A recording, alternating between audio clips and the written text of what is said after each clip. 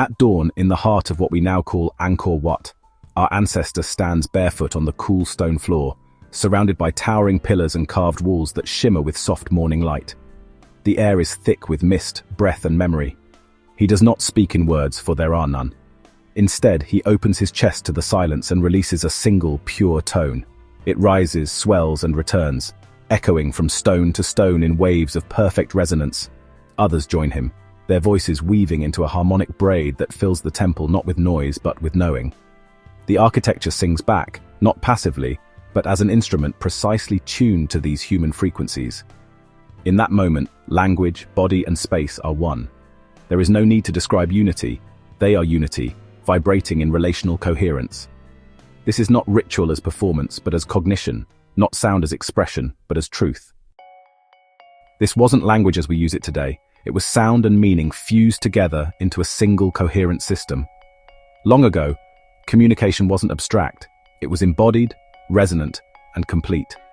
Our ancestor Homo sapiens had possessed vocal capabilities for over 200,000 years. But once they ventured out of Africa 75,000 years ago, they weren't alone in their communicative evolution.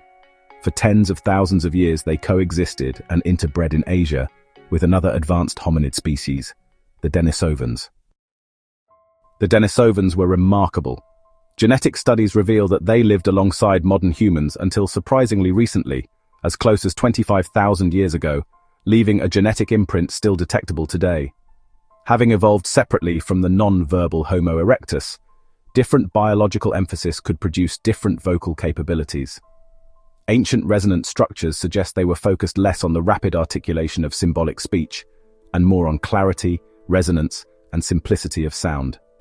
Denisovans may not have used language the way we do now. Instead, their communication likely revolved around tonal patterns, rhythmic chanting, and acoustic resonance.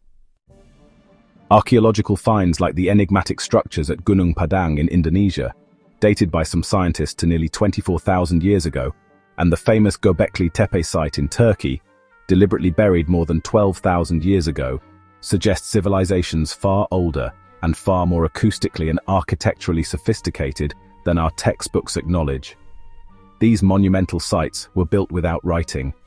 Their language was the stone itself, precisely shaped chambers resonating sound patterns that communicated relational completeness and harmony directly into their communal cognition. In places like Angkor Wat, new laser scans have recently revealed vast networks of ancient cities hidden beneath dense jungle growth cities far older, far more sophisticated, and more interconnected than previously imagined. Such discoveries challenge traditional chronologies, compelling us to rethink our timeline entirely. It becomes plausible, even likely, that structures like Angkor Wat are echoes of a very ancient human past, repositories of acoustic and architectural knowledge inherited from interactions between Denisovans and Homo sapiens. They represent civilizations not of words and writing, but of harmonic resonance structures literally built to speak without a single inscribed word. This ancient way of knowing was a triadic unity of biology, acoustic expression, and relational cognition. It wasn't merely a language, it was a mode of existence, a complete way of engaging with reality. To communicate was to resonate was to understand, and to understand was to embody the world itself. That was humanity's original harmonic language, the logos in its fullest expression. But this remarkable coherence didn't last forever. The ancient story of the Tower of Babel describes a critical moment when humanity, once unified by a single language, became fractured, scattered, unable to understand one another. It's often interpreted merely as a myth explaining linguistic diversity, but it may represent a profound, historically real moment in our evolutionary past. When Denisovans and Homo sapiens interbred, their offspring inherited a hybrid cognitive potential, remarkably flexible yet tragically unmoored. Denisovans communicated through constrained resonant frequencies, a language inherently tied to biological precision and acoustic spaces. Modern Homo sapiens, by contrast, developed the biological capacity for rapid symbolic speech, unconstrained by environmental resonance or bodily rhythm. The fusion of these two cognitive worlds, harmonic and symbolic, did not lead to immediate enlightenment. Instead, it led to fragmentation. The biological constraints that previously held human communication within resonant relational coherence were lifted. language became less about harmonic alignment and more about abstract description. People could suddenly say infinitely more, yet understand each other far less clearly. This genetic cultural event, this true Babel moment, marked the loss of the triadic harmony that once characterized human interaction. The coherence between biology, our vocal structures, acoustic expression, resonant environments, and cognition, relational completeness, unraveled. Our ancestors, no longer tied to resonant communication, began to rely more heavily on symbolic words, syntax, and eventually writing to preserve meaning externally. We built towers of abstraction, language, and thought structures increasingly divorced from lived experience. Stone chambers, once designed for precise acoustic resonance, gave way to symbolic monuments, abstract structures expressing authority rather than coherence. This was the real Babel negation, not simply the diversification of languages, but the breaking apart of a unified cognitive and communicative reality. In the wake of this Babel moment, places like Angkor became misunderstood enigmas. Their acoustic designs, once clear in purpose, appeared mysterious. The societies capable of creating and understanding such resonant structures dissolved. They left behind archaeological puzzles, rather than vibrant communities of sound and sense. And so, the profound acoustic knowledge of ancient Denisovan human hybrid cultures faded, and modern archaeologists are left to misdate, misinterpret, and underestimate their sophisticated accomplishments. But today, through careful archaeological and genetic investigation, we are beginning to recover the depth of what we once lost. New technologies like laser mapping in Cambodia reveal that beneath the jungle canopy lie the echoes of an ancient harmonic civilization, far older and far more connected than we previously believed. The stones of Angkor Wat and similar sites worldwide may yet again speak clearly, guiding us back to a more holistic understanding of our shared human past. The Babel negation separated our tongues, but it didn't destroy the resonance entirely. It remains, waiting beneath layers of misunderstanding and forgotten history, to guide us once again toward unity, harmony, and profound relational understanding. But here's the good news hidden in our evolutionary journey, embedded within ancient biblical narratives, and still resonating within the acoustic stones of temples, long silent. The original harmonic grammar of humanity never truly vanished.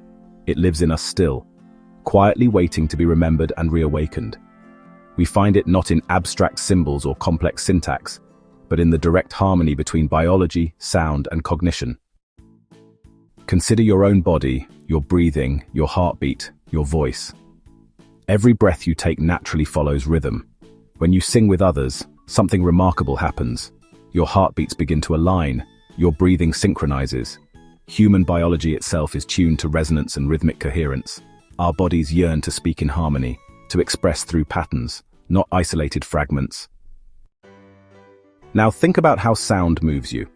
Think of a moment in a concert hall or a cathedral, when the acoustics of the space itself seem to lift your spirit, clarify your thoughts, and unify the crowd into a single emotional organism. We still instinctively design our spaces to resonate, to create acoustic experiences that make us feel whole again. And your mind itself naturally searches for relational completeness. When faced with an incomplete story, your brain instantly seeks resolution. We are driven by a fundamental cognitive instinct to connect one idea to another and then connect both to a third, forming a complete relational picture. That's why mysteries engage us so deeply. We are biologically and cognitively predisposed to closure.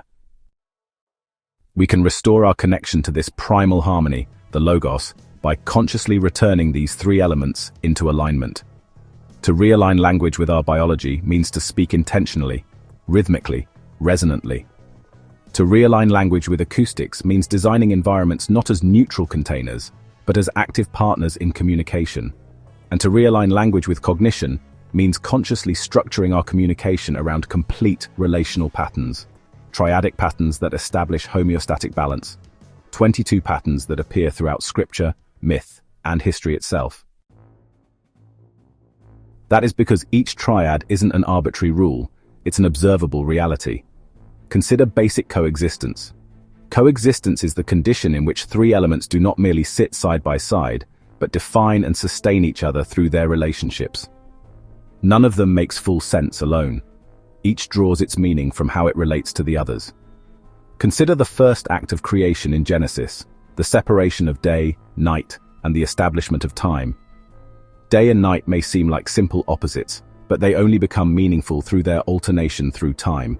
Without time, there is no cycle, no duration, no rhythm, just two static states with no motion between them. But likewise, day without night is formless, night without day is meaningless, and time without the contrast of light and darkness has nothing to measure. Remove anyone, and the others unravel. Each element becomes real only through its dynamic interplay with the other two. It's not just that they happen together, it's that each one only becomes what it is through the presence of the others. That is the structure of coexistence. We see this pattern everywhere in life. In biology, no cell, organ, or system works in isolation. The body thrives through mutual dependence. Lungs, heart, and brain interlink so tightly that the function of one is both shaped by and necessary for the others. In cognition, perception, memory, and attention co-arise. Each is sharpened and focused through the interplay of the others. And in communication, there's always a sender, a receiver, and a shared context. Remove anyone, and the exchange collapses. What we often think of as individual is actually the emergent result of relational dynamics. This is where music becomes more than metaphor. To express coexistence musically, consider what happens when two distinct tones are played together. The ear hears more than just the sum of those frequencies. New patterns emerge in the overlap, a resonance that wasn't present in either tone alone. These aren't illusions, they're real wave interactions, producing combination tones, beat frequencies, and harmonic reinforcement. The harmony is not a third note being played. It's a phenomenon that only exists through the relationship between the two. Now, add a third tone that completes the chord.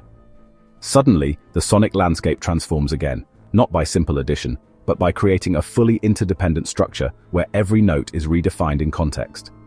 Remove anyone, and the harmonic identity collapses. This is what coexistence feels like in sound. A living resonance where each part is only fully itself through the presence of the others.